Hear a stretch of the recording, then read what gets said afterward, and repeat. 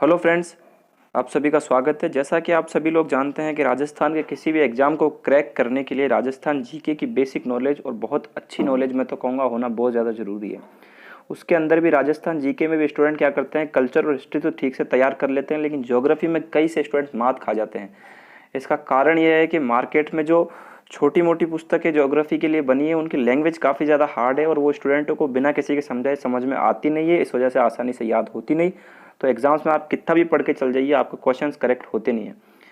तो इसी आपकी समस्या को दूर करने के लिए मैं अपने चैनल पर लेकर आया हूँ आपके लिए राजस्थान की ज्योग्राफी में स्प्रिंग बोर्ड अकेडमी, जिसके की सबसे बेस्ट नोट्स और सबसे बेस्ट अकेडमी मानी जाती है राजस्थान की, उस कोचिंग सेंटर के नोट्स जो कि राजस्थान ज्योग्राफी की है और आपके लिए लेकर के आया हूँ। और इस चैनल पे मैं आपको अच्छे से ये नोट्स पूरे एक्सप्लेन करूँगा और पूरे अच्छे से समझा दूंगा।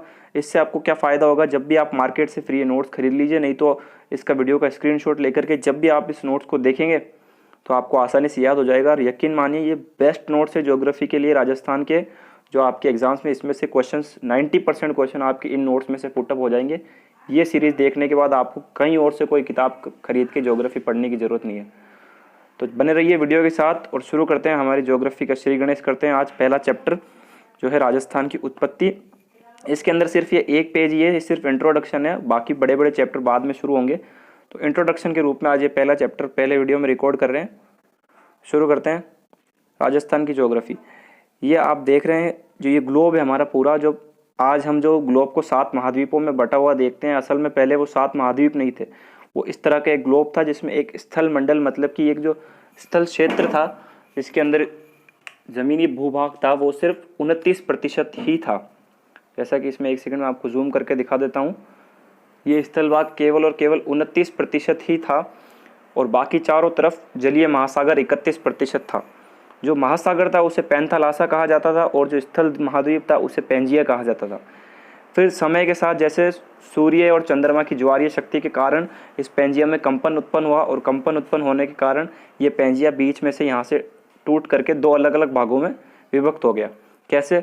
जो उत्तरी भाग था पेंजिया का ये वाला, ये अंगारा लैंड बना आगे चल करके, और जो दक्षिणी भाग था ये वाला, ये आगे चल करके गोंडवाना लैंड बना गोंडवाना लैंड, सॉरी। और इसी के साथ निर्माण हुआ अंगारा लैंड और गोंडवाना लैंड के। तो क्लियर हो गया, जो अंगारा लैंड और गोंडवाना लैंड है ये पेंजिया के ही 2 भाग है, उत्तरी और दक्षिणी। और जो ये जो जलीय महासागर था ये आगे चल करके ये जो अंगारा लैंड है इसके, एक सेकंड, इस अंगारा लैंड और गोंडवाना लैंड के बीच के अंदर ये जो जलीय भूभाग है ये सब जगह पर एकत्रित हो गया और इसी भूभाग को कहा गया तैतीस सागर, जिसके आज अवशेष देखने को मिलते हैं राजस्थान में भी। इस तैतीस सागर को पर्वतों का पालना भी कहा जाता है और तैतीस सागर या भूसन्नति के नाम से भी इसे जाना जाता है। ठीक है फ्रेंड्स, चलते हैं नेक्स्ट क्वेश्चन में। ये सिर्फ बेसिक इंट्रोडक्शन है राजस्थान की ज्योग्राफी का, जो कहाँ से ग्लोब शुरू हुआ और ग्लोब से कैसे टूट करके महाद्वीप से फिर राजस्थान बना, तो उसका सिर्फ बेसिक इंट्रोडक्शन है। पहले चैप्टर पहले वीडियो में, आगे पूरी ज्योग्राफी शुरू की जाएगी, तो बने रहिए चैनल के साथ। और अंगारा लैंड, जो अंगारा लैंड हमने अभी ऊपर दिखाया था, उत्तरी भूभाग ये वाला, इसके थोड़ा डिस्कस कर लेते हैं। पेंजिया का उत्तरी भाग जिससे उत्तरी अमेरिका, यूरोप, उत्तरी एशिया का निर्माण हुआ, ये अंगारा लैंड है। मतलब कि इस अंगारा लैंड के अंदर, इस अंगारा लैंड में फिर कंपन उत्पन्न हुआ और इसी के टूटने के कारण उत्तरी अमेरिका, यूरोप और उत्तरी एशिया का निर्माण हुआ। लेकिन हमारा भारत इस भूभाग में नहीं आता। दिखाते हैं कैसे। गोंडवाना लैंड, पेंजिया का दक्षिणी भाग जिससे दक्षिण अमेरिका, अफ्रीका, दक्षिणी एशिया और ऑस्ट्रेलिया तथा अंटार्कटिका का निर्माण हुआ।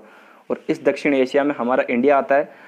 तो जो इंडिया के अंदर ही राजस्थान है, तो इसलिए राजस्थान के अंदर गोंडवाना लैंड के अवशेष जरूर मिलेंगे, लेकिन अंगारा लैंड के अवशेष नहीं मिलेंगे, क्योंकि वो जिस जगह से अंगारा लैंड का निर्माण हुआ उस महाद्वीप में हमारा राजस्थान आता ही नहीं है। ठीक है,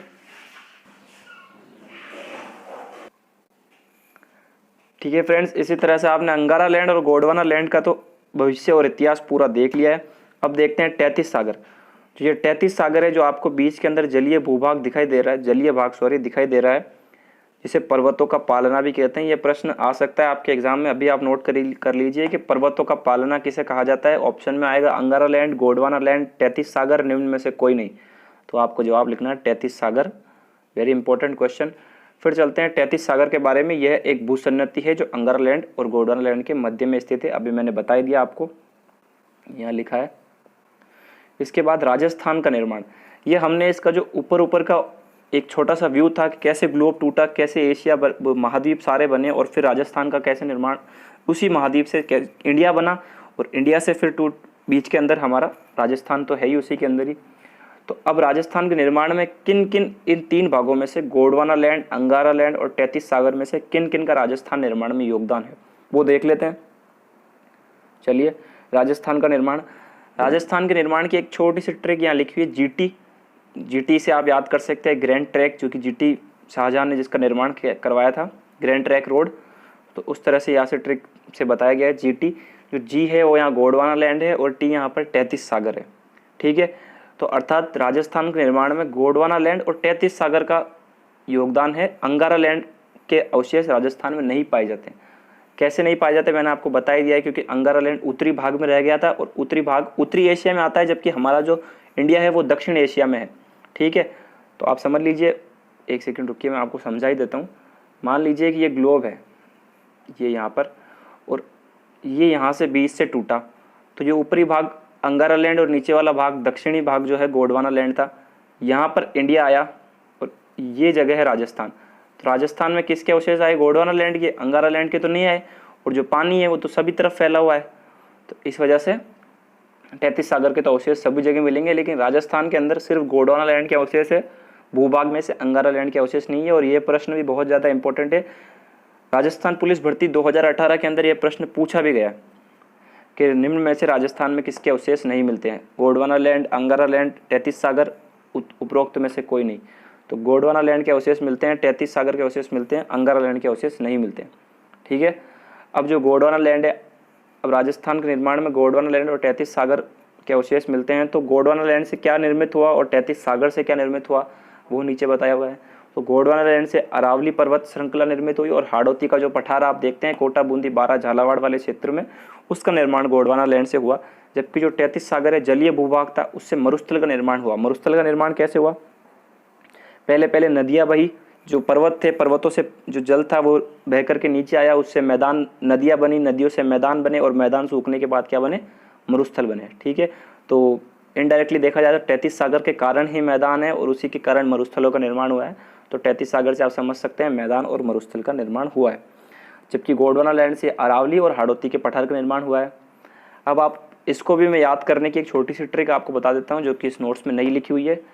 ऑप्शन आएगा कि निम्न में से गोंडवाना लैंड के अवशेष हैं, क्वेश्चन आएंगे वहाँ पर, तो उसमें ऑप्शन होगा अरावली, हाड़ौती, मरुस्थल या ए और बी दोनों, यानी कि अरावली और हाड़ौती दोनों। तो आप सिंपली याद, 4 आपको पता है राजस्थान के 4 भौतिक प्रदेश है, अरावली, हाड़ौती, मरुस्थल और मैदान। ठीक है, अरावली पर्वत श्रृंखला, हाड़ौती का पठार, पर्वत, पठार, मरुस्थल, मैदान 4 है। पी और एम, पर्वत, पठार, मैदान, मरुस्थल। ठीक है, ये 4 राजस्थान के भौतिक प्रदेश में हम आगे चैप्टर पढ़ेंगे। तीसरा चैप्टर राजस्थान के भौतिक प्रदेश, उसके अंदर बहुत ही डीपली अध्ययन करेंगे। ये सिर्फ ऊपर से ओवरव्यू आपको दे रहा हूँ मैं। तो उसके अंदर जो अरावली पर्वत श्रृंखला और हाड़ौती का पठार है वो गोंडवाना लैंड में आते हैं। इसको आप ऐसे याद कर लीजिए कि जब हम पर्वत पे या पठार पे जाते हैं तो कई बार पर्वत से गिर जाते हैं, तो गिरने से जो राजस्थानी लैंग्वेज के अंदर घुटने हैं उन्हें गोडे कहते हैं। आपको सभी को पता ही होगा, क्योंकि आप राजस्थान के एग्जाम की तैयारी कर रहे हैं। तो गोडे फूट जाते हैं, सबको पता है कि भाई गोडे टूट जाएंगे। तो इसलिए जो गोंडवाना लैंड है वो अरावली और हाड़ौती के क्षेत्र में आता है। ठीक है, पर्वत और पठार पर जाने से गोडे फूट जाते हैं, इसलिए गोंडवाना लैंड में आते हैं। इस तरह से आप याद कर सकते हैं। फिर बचे हुए मरुस्थल और मैदान, तो 33 सागर के अवशेष यही। ये प्रश्न काफ़ी इंपॉर्टेंट है दोस्तों, अच्छे से याद कर लेना। अब ये जो क्रम लिखा हुआ है सीक्वेंस, अरावली, हाड़ौती का पठार, मरुस्थल और मैदान, यही इनका प्राचीनतम से नवीनतम की ओर क्रम है। इस क्रम में ये है, मतलब कि सबसे पहले निर्माण हुआ था, एक सेकंड मैं नेट बंद कर देता हूँ ताकि कोई और मैसेज ना आए बीच में। ठीक है फ्रेंड्स, इसका मतलब कि सबसे पहले निर्माण हुआ था अरावली के पर्वत श्रृंखला का, फिर हाड़ौती के पठार का, फिर मरुस्थल का और फिर मैदान का। कैसे?